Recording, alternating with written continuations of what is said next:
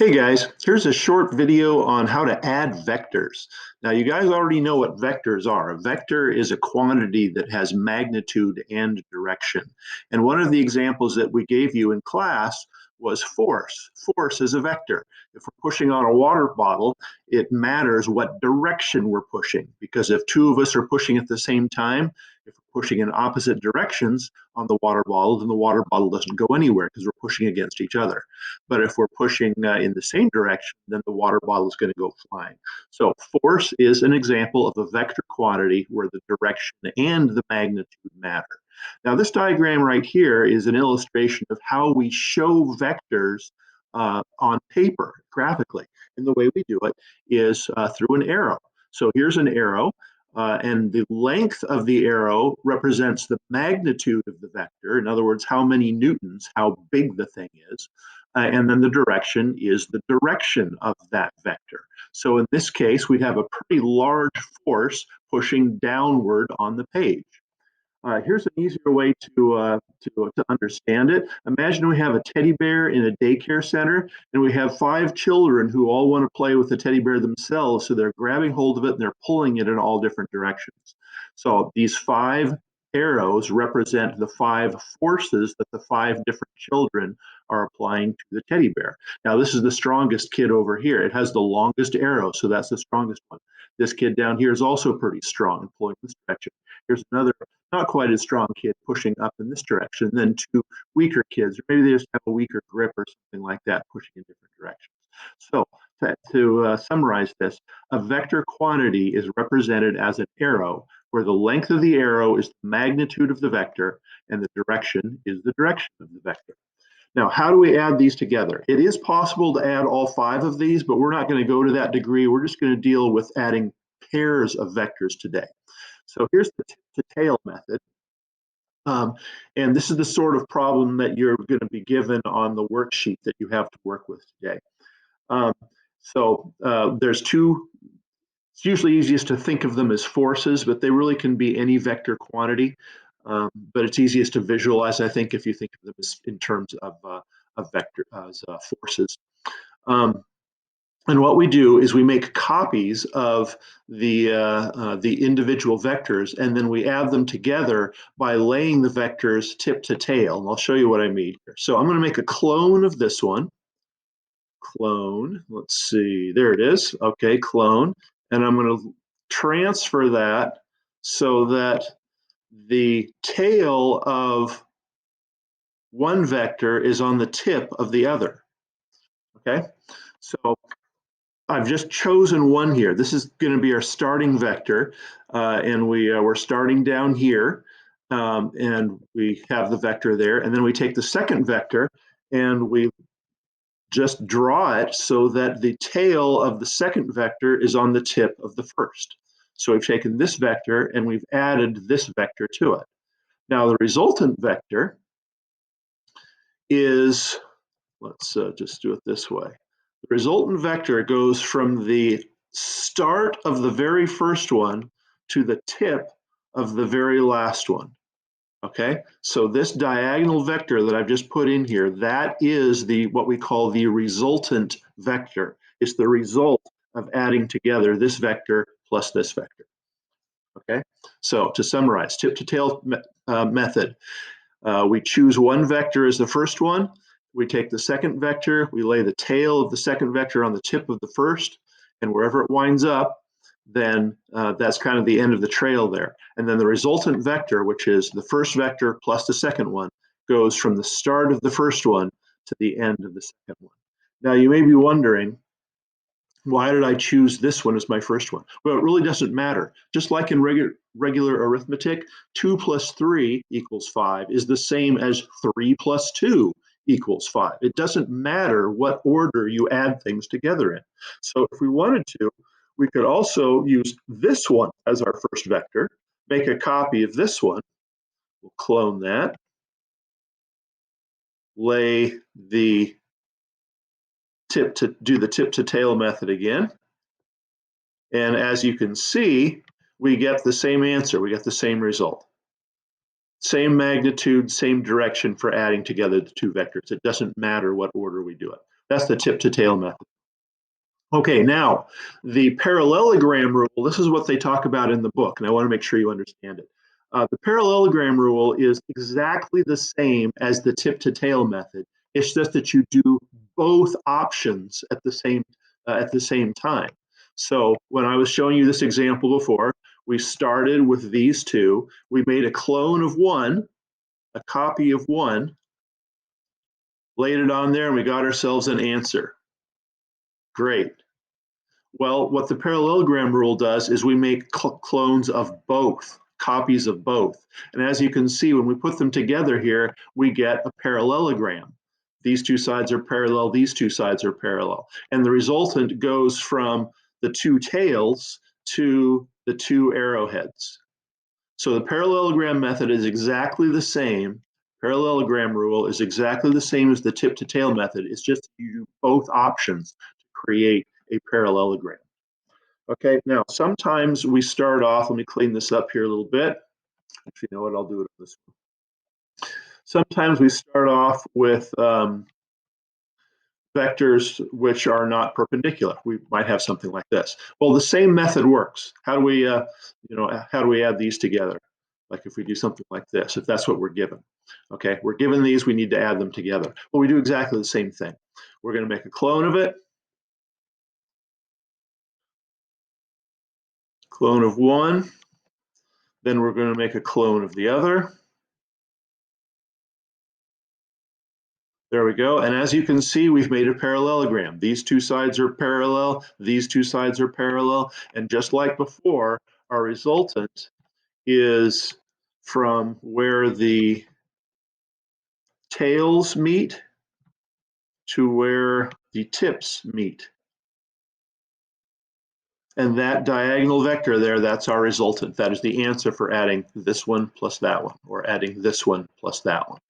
Okay, that's it. Now I'm going to show you how we do this on paper because you guys don't have the ability to clone on your smart boards. So we're going to show you how to do this on paper.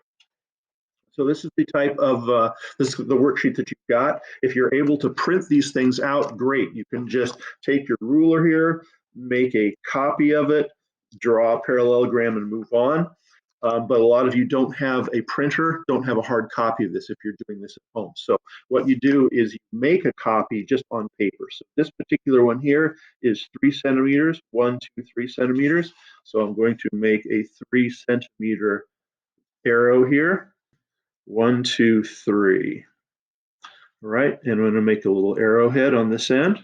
So the tip of the arrow is important. So we've made an arrowhead just to show that it is going to our right.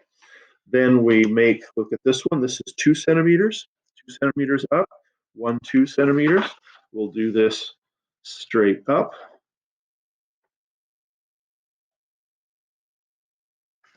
Okay.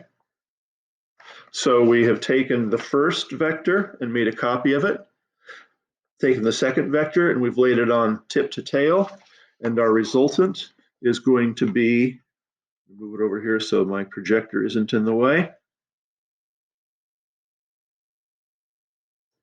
That's the answer right there. Okay, so this one, that is the answer. This here is the answer. Now they ask you to do the parallelogram method on this worksheet. So what you then do is you make a parallelogram out of it. So 2 centimeters and 4 centimeters. And we've made a parallelogram and the diagonal is the answer. And you got to make sure that that arrowhead is very clear on the answers. Now the length of these matter. They have to be very precise. You want to have the end of the vectors exactly on them. You don't want to be having them hang past the edges or anything like that. The length of the vectors is important. Okay.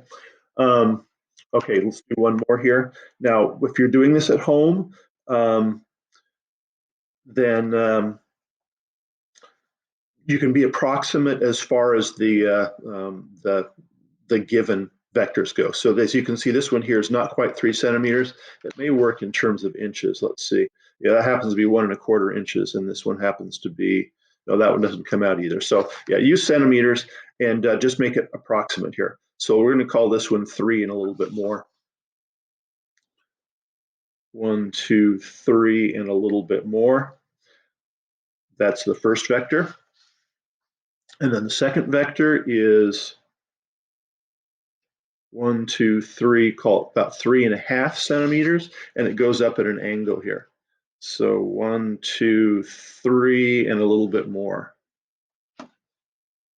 1, 2, 3, and a little bit more. Okay. Yeah, I was off on that. I went 1, 2, 3.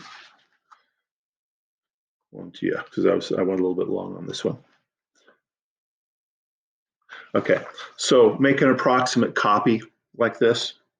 Make an approximate copy, and then do your best so that I can see that you have the right idea. So 1, 2, 3, and we're going to go at it about the same angle here.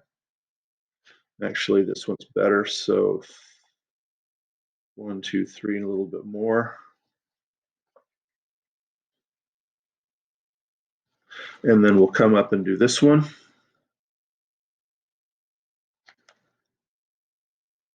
So now we have our parallelogram. These sides are parallel, these sides are parallel, and then the resultant is the diagonal. It's from the two tails to the two tips. And that is the answer there. Okay. Now, I understand when you're doing this at home, your diagrams are going to be approximate. I just want to see that you have the method. Okay, now the bottom half of this, you're basically doing what was given in reverse, and these are actually easier. So let's look at this one here. There is a kind of a dotted line along here and a dotted line along here for our reference, and they have drawn in an arrow that goes up and to the left, something like this. And as you can see, I'm not even being very precise on this. All I'm doing is copying the approximately the given vector here. Okay. Now, the goal on this bottom half, the goal on these, is basically to do this stuff, but in reverse. To figure out what two vectors have to be added together to make this resultant. And what you do is you go across to the side, that much. That's the sideways vector. And then we go up just as high. That's the vertical vector. So we can see that it goes up just as much as this one and across just as much as this one. And these are the two components that when we add them together will make the resultant. This is called resolving a vector. We've resolved this one into its vertical component and its horizontal component. And if you've done it right, then when you add together this plus this, you'll get that.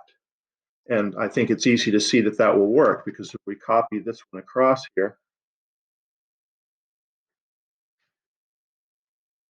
okay, we've just made a copy of this one and added it to this one, and the resultant is what we started with. Okay, so that's what you do. If you have graph paper, it's easiest, so you don't have to make all the dotted lines. So let's try this one here. We're just going to make an approximate vector.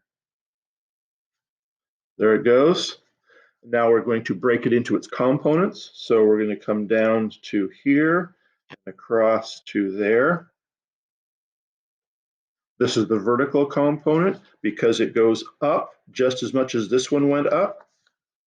This is the horizontal component, goes across, and it goes across just as much as this one went across. And now if we add together this plus this, okay, this plus this, so I've made a copy over here, and the answer we get is what we started with. All right, that's what we're looking for on that. If you can print out this sheet, it makes it significantly easier, but if not, making diagrams like this is completely acceptable.